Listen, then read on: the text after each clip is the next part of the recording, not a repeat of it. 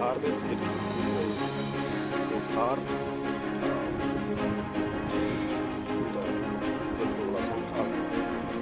December ਦੇ last ਵਿੱਚ ਮਸਲਾ ਨਿਕਲ ਆਇਆ ਕਾਰ ਹੋ ਗਈ